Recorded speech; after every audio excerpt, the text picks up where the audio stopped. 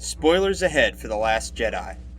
It's time for the Jedi to end. Except it's not, Luke, you sassy man, you. Welcome to 2 Cents. My name is John Malasa, and let's just get right into this. Today we're talking about Subversion, what it is and what it isn't. First, textbook definition. Subversion is the undermining of the power or authority of an established system or institution. In this case, the established system or institution would be a storyline, a concept. So, is The Last Jedi subversion or is it not? I came upon this topic in a lot of the Star Wars The Last Jedi reviews. Now, for anyone who hasn't seen the movie, there's definitely some unexpected twists that I definitely did not see coming. But the idea, from what I gather, that the movie wants to subvert is what's known as the hero's journey. The basic idea is that this is a story that's molded in storytelling forever. And it goes something like this. The young hero leaves their comfy life, goes out of their home as the plot beats down their door, goes on an adventure to get some training from a wise old master. The kid builds some virtue, has some bad times and some trials, goes into their darkest hour, comes out of that hour to save the day at the end, and returns to their old life a hero. Anywho, the story appeals to anything from talking fish to hairy-footed midgets. We see this everywhere. Now, does that mean it's good? Yeah. The framework has survived the test of time. I mean, call me crazy, but there's something to a storyline that works for both Beowulf and Beauty and the Beast. Just saying. However, that doesn't mean that it can't be subverted. Let's take The Empire Strikes Back. It follows the same story beats of the hero's journey, with a little twist in there. Well, Luke gets a call from the rebels to go to Jumanji World. He finds him a spiffy new master, he builds him some virtue, some bad things happen to the crew, he enters his darkest hour, and he comes out of it and goes on to defeat the bad guy. Wait, what? You're saying they subverted the plot slightly? The bad guy wins? And the bad guy's his daddy? Well, tickle my pickle, that's some good old-fashioned subversion right there. Now, why does this work? Well, any splendiferous subversion needs 3 good things. 1, it's gotta contribute to the plot. 2, it's gotta respect the story. And 3, it's gotta respect those characters. Well, let's go with the plot first. The movie is called The Empire Strikes Back. Not Luke goes picking flowers in a field of daisies. The Empire's tough. They've been working out. They've got TIE fighters and wizards and bounty hunters and Gundam camels. They've got it all. The idea that Luke takes a right amputation from his old man doesn't surprise me. I mean, look at the guy. He's a robot Nazi with a laser sword. Go home, kid. You tried. Better luck next time. The idea that Luke would confront his father only to lose enriches the plot. It sets up the whole trilogy for an overarching hero's journey. This film now ends in the darkest hour. Thus, the Return of the Jedi will begin with Luke rising to a new challenge and completing his training. The end of Empire does not break the hero's journey. It enriches it through subversion. And now it enriches the whole thing. Now, the darkest hour hits with more poetic justice than ever.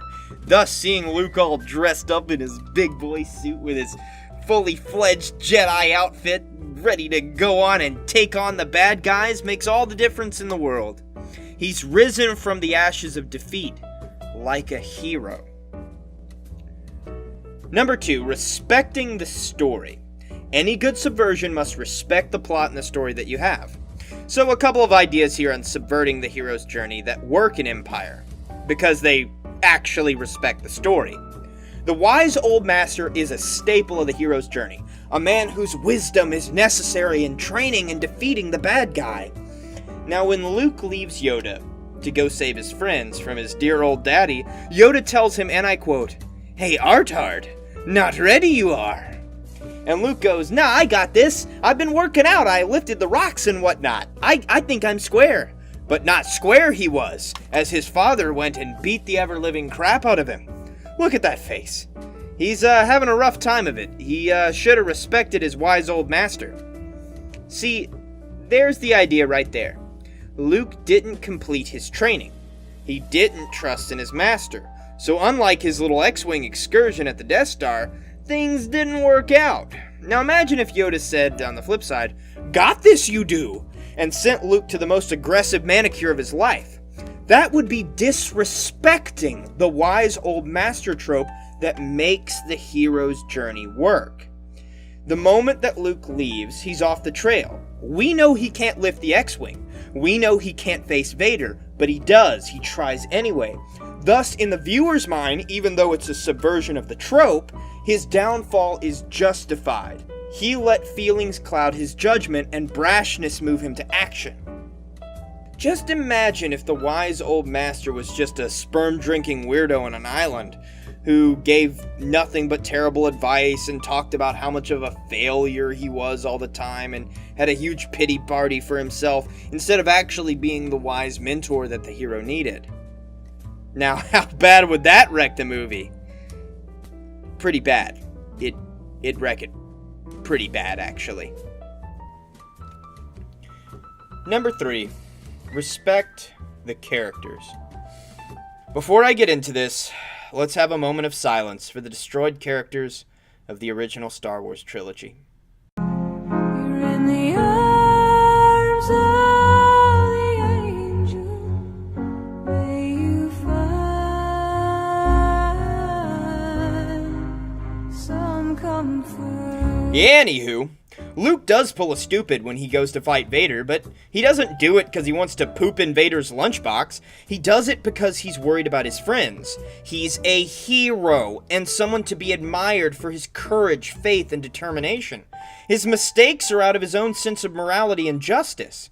Now I hear the comments coming over the hill. Well, why can't Luke be more edgy? Why can't we have a hero who's morally ambiguous? Doesn't that make for better writing? Well, strange person I just made up and am now talking to, here's why that's silly. 1, morally ambiguous people are not heroes. They just don't do it. We like anti-heroes because we can self-insert, but as soon as they come along, we forget about them for the next cool badass who's an anti-hero. The heroes are the people that stick with us and are timeless. We can aspire to be them. They will always beat out the morally ambiguous characters because ultimately we want to be better people. We want to go beyond the limitations that we have. 2, people have screwed up trying to do the right thing all the time, just like Luke here, trying to save his friends even though he wasn't ready. Think about religious zealots, or atheist communists, or that one vegan guy you know. They're pretty edgy, right? The craziest atrocities have been done in the name of some idea. And I'm not just saying it's religious or atheist or whatever. I mean anything. Nationalism, whatever have you. The vast majority of things that are done wrong in the world are done with a sense of morality and justice in mind. The worst atrocities are committed this way. So having Luke make mistakes because he believes in his own way so much is not an unrealistic character. It's a super realistic human trait. He wants to save his friends so much that he's willing to risk everything for it, in the same way that anyone would want to defend anything. That's why people go to war. That's why people fight. That's really the major flaw with human conflict. It's not always out of human evil. Sometimes it's out of human goodness. And most of the time, it's a weird rationale of those things. So, is Luke unrealistic? Or is he too idealistic? No, I don't think so at all. For the 2 reasons that I listed.